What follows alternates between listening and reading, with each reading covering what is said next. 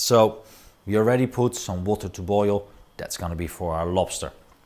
We have gotten this beautiful, fresh, live lobster from the market.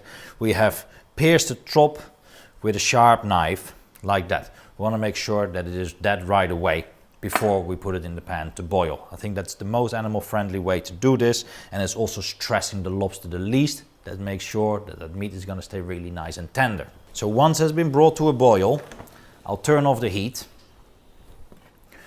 We're going to insert our food thermometer into the lobster. Now, if you don't have one of these, 5 to 6 minutes is generally really good for the body, and an extra 2 minutes for the claw. But I would advise, when you want to do this beautifully, to get a food thermometer with a lead. And we stick it all the way in the bottom, on the bottom of the lobster.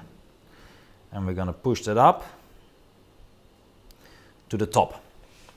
We want to make sure that the whole probe is inside the body and the tip is more or less at the thickest point, because that's where we need to measure the temperature of our lobster. Now we're going to take this here, and this bad boy is going straight in the boiling water. There's no more flames in there. The lobster is going to reduce the heat of the water, and the temperature of the lobster itself is slowly going to crawl up, and that's going to meet exactly in the middle if we get it right. That means that by the time this lobster is about 50 or 51 degrees at the core, the water is going to have reduced its temperature to about 60 degrees as well. So there's no massive temperature difference. The lobster cooks really gently and really slowly. That's exactly what we want. By the time it's 51 degrees, we're going to take it out, because the residual heat is going to cook the rest of the lobster, and we're only going to put the claws back for another 2 minutes or 3 minutes, because they take a little extra time to cook real nicely. Going to have to make sure that the lobster stays underwater. You might have to push it down a little bit, depending on the size of your pot.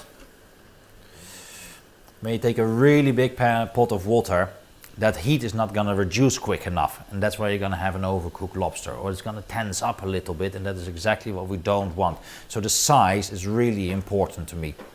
If we were to cook 2 lobsters, we need more water. If we're going to cook 3 lobsters, I would really advise a large pot, but there always has to be this balance between the quantity of lobster that goes in and the quantity of water that is there that's actually going to boil the lobster, because we're not adding any more heat. Now, there's a lot of variables there in cooking time with lobsters, depending on the size of the lobster, the temperature of the lobster, the size of your pot. That's why I prefer to rely on the food thermometer. Prepare a little tray. It's a technique I like to use with a lot of fish and seafood preparations.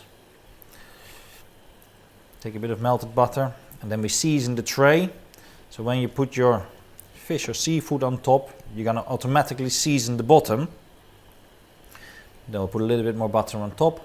Pepper and salt to finish, and then we can put it in the oven for the final cook. Very evenly season. We don't want too much salt, also not too little, and a nice crunch of black pepper. So our lobster here, it's already there. We can take this out.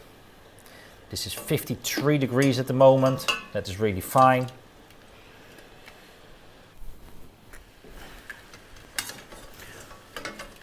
We were aiming for 55, so we just take it out just before it reaches that temperature. Because the lobster is hot, it will slowly cook through to the middle. Now, as I said, the claws, they need a little bit longer, so we'll break them off and put them back in there. 2 to 3 minutes, because the heat is already reduced, it's very hard to overcook. The claws, they can really handle a lot more than the body, and we have gotten this one absolutely perfect. We're gonna leave this to cool down and give it a rest. We really want that muscle to lose tension and not to completely empty out. If I break this now, you'll see water gushing out. It's not great, it's not what we want. So we're just gonna have this one sit for a minute or so to relax and cool down. In the meantime, our lobster claws will have been cooked as well, and we will take them out and let the cracking begin.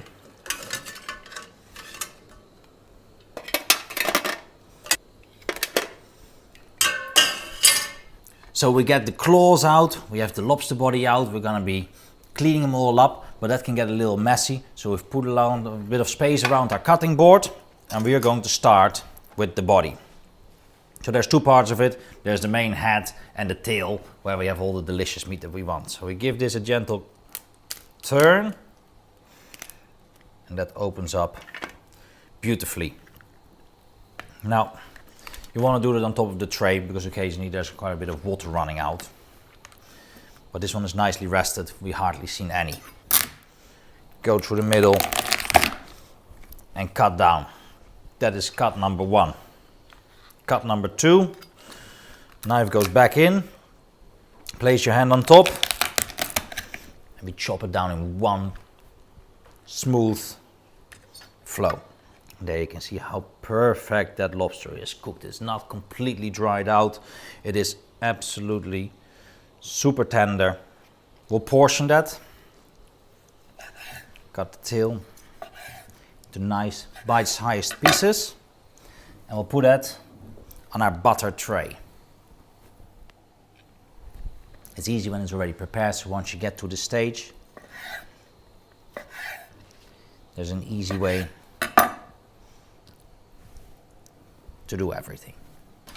Then for the claws, here first we have the bottom of the scissor. You have to wriggle it a little bit and it will come out nicely. Then we're gonna have to chop the elbow, and this with the heel of the knife, and we need to find the balance with the claw. So when you do it like that, you can hold it quite tight.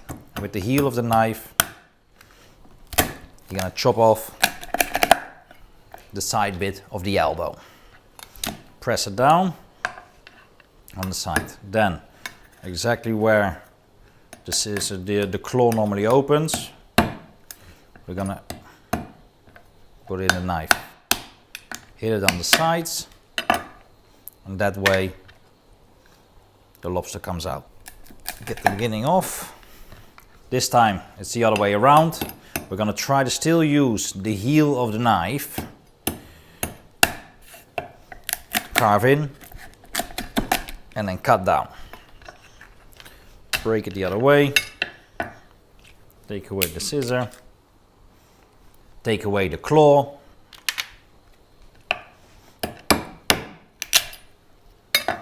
And we open it up.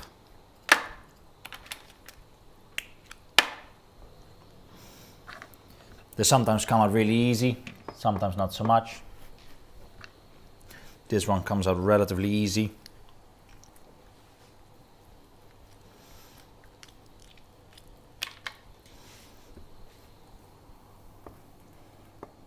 And we add that all to our tray. The shells, they are incredible. They're packed of flavor. They're great to make a sauce, but you often should save up a few. So when you do 2 or 3 lobsters, you can save the shells, you can put them in the freezer if you like, and then you can make a delicious lobster stew or a lobster bisque. It's an incredible soup, and once you get it right, it's absolutely delicious. It's almost a waste to let them go, so that's why normally I cut them up and I put them in the freezer until I can use them further.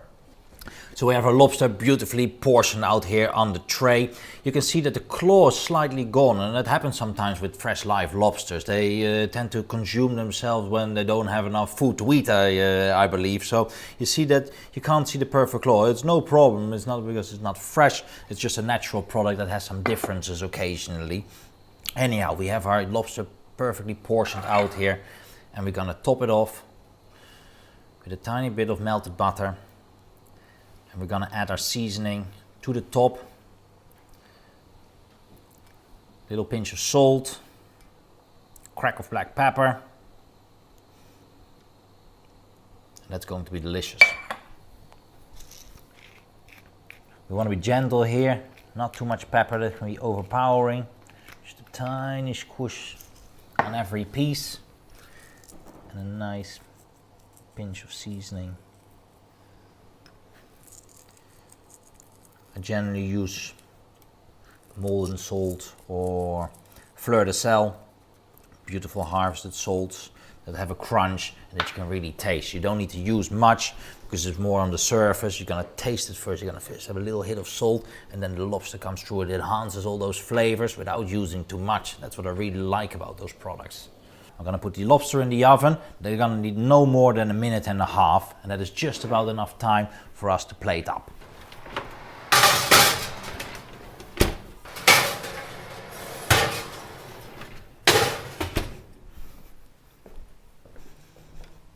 And then we have that lobster. That is absolutely stunning. So what I love about this is we have heated it up, but it hasn't been boiling, it hasn't gotten too hot, because the problem with lobsters, as soon as it gets too hot, it tends to be overcooked. We really want to treat it